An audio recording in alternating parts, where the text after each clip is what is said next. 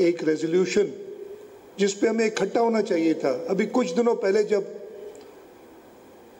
भारतीय जारियत हुई थी तो पूरी कौम इकट्ठी थी, और ये भी ऐसे ही मामला था जिसमें पूरी कौम को इकट्ठा होना चाहिए था, लेकिन उसके अंदर भी उन्होंने ये बेहतर समझा कि एक हंगामा आराई का माहौल पैदा करें और उस रेजोल्यूशन को भी पास ना होने दें। लेकिन उस रेजोल्यूशन को पाकिस्तान पीपल्स पार्टी के हर एक मेंबर ने सपोर्ट किया और वो रेजोल्यूशन कल पास हो गई। और कल वो हमने वफाकी हुकूमत को मिनिस्ट्री ऑफ फॉरेन अफेयर्स, जो तरीक़ाकार होता है जब कोई असेंबली रेजोल्यूशन पास करती है जिसका वफाक से ताल्लुक़ होता है, हमने मिनिस्ट्री ऑफ फॉरेन अफेयर्स को कल रात को ही वो रेजोल्यूशन भेज दी थी। उनकी दहशतगर्दी की सख्त मजम्मत करूँगा और उनकी भी मजम्मत करूँगा जिन्होंने इस दहशतगर्दी के ख़िलाफ़ एक करारदाद पास होने में रख न डाला। इसलिए कि हमारे कानून में लिखा है कि जिस दिन बजट स्पीच होती है उस दिन कोई और कार्रवाई नहीं होनी होती। हमने कहा हम इजलास अजर्न कर देंगे और इमीडिएटली बुला के और हम इस पे बहस करेंगे। जैसे इजलास ख़त्म हुआ हमने अजर्न किया, दोबारा बुलाया। मुझे अफसोस है कि इतने अहम मामले पे, चले मेरी बजट स्पीच तो मैं आदी हूँ, पहली बार नहीं हुआ है, इतने अहम मामले पे जिस पे पूरा आलम इस्लाम बल्कि पूरी ह्यूमैनिटी, पूरी इंसानियत बात कर रही है, उसको भी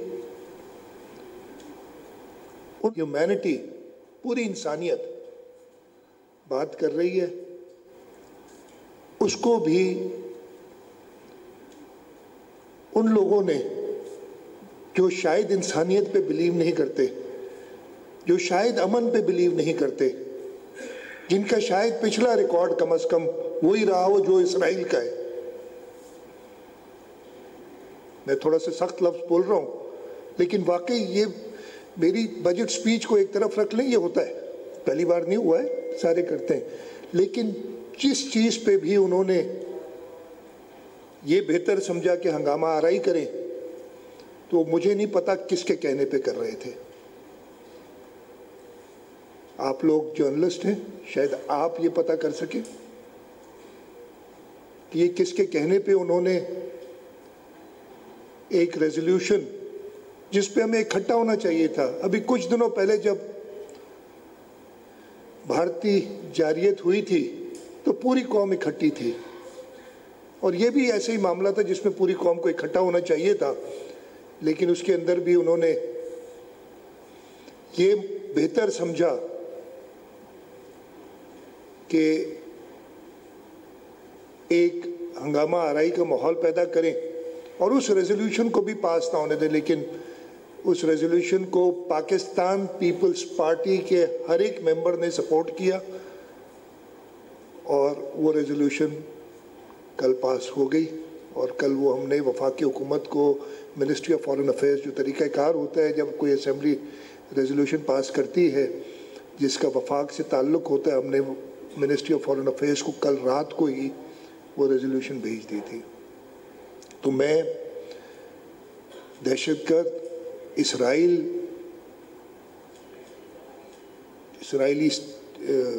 स्टेट की, मैं स्टेट तो नहीं कहूँगा उसको, इसलिए कि हम उसको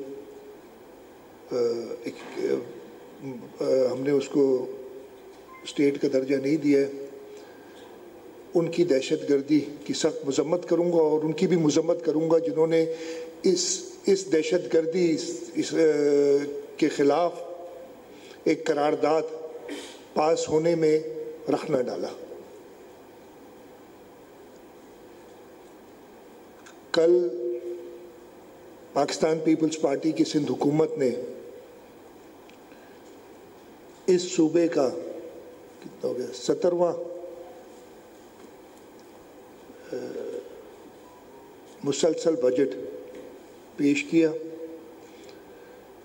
मैं उस बजट की कदोखाल और उसके जो इम्पोर्टेंट उसमें हमने चीज़ें एड्रेस करने की कोशिश की, उनके बारे में बताऊंगा। Before I go to our budget, मैं चाहूँगा कि आप सबको आगाह करूं। आपको पता है, आप सारे ख़ास तौर पे जो सहाफ़ी इधर हैं,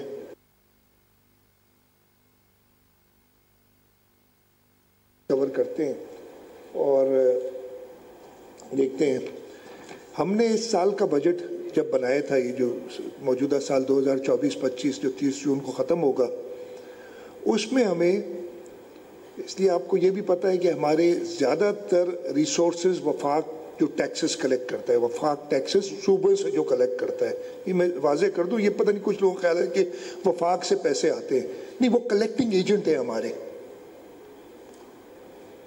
तो वो कलेक्शन एजेंट जो है, उसने हमें वादा किया, हम एक IMF प्रोग्राम के अंदर भी थे, उन्होंने हमें वादा किया कि हम आपको 1900.8 बिलियन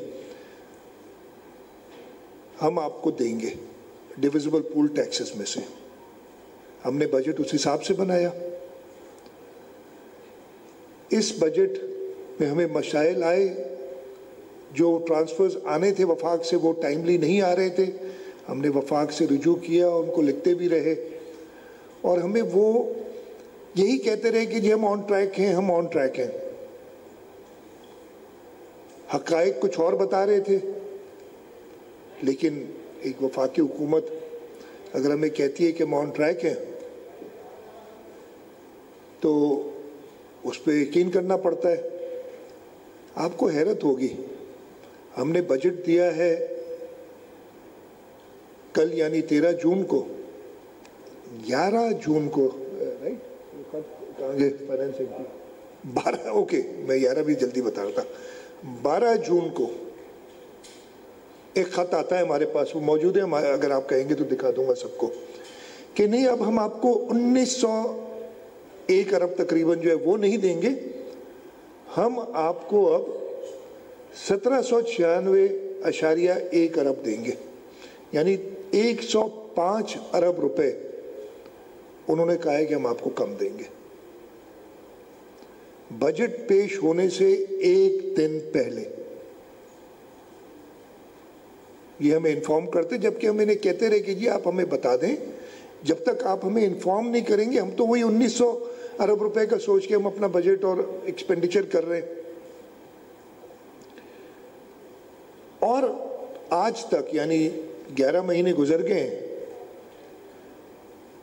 1478.5 अरब रुपए डिविजिबल पूल से हमारे पास आए हैं। इसका मतलब ये है कि अगर जो उनका ओरिजिनल हमें कमिटमेंट थी उससे अभी भी 317.6 अरब रुपए, सॉरी, जो ओरिजिनल कमिटमेंट थी उससे अभी भी 422.3 अरब रुपए कब मिले हैं हमें। और अगर उन्होंने अपना वादा पूरा करना है तो हमें 422.3 अरब रुपए जून के महीने में आने चाहिए।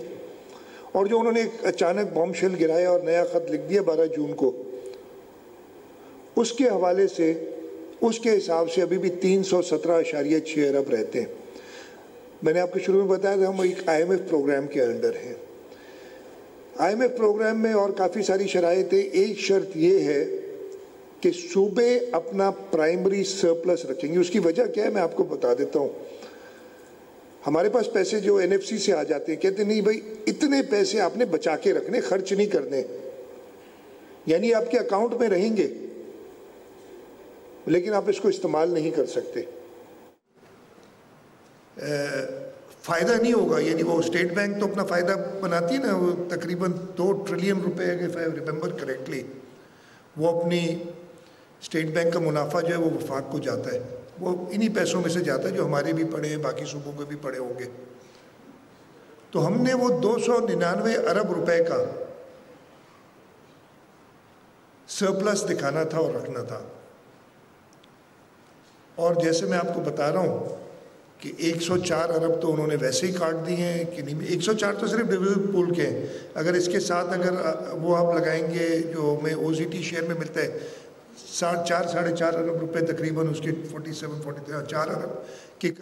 अगर इसके साथ अगर वो आप लगाएंगे जो हमें OZT शेयर में मिलता है 4.5 अरब रुपए तकरीबन, उसके 4 अरब के करीब उसके भी हैं जो हमें नहीं मिलेंगे, जो वो तो कह चुके हैं कि नहीं मिलेंगे।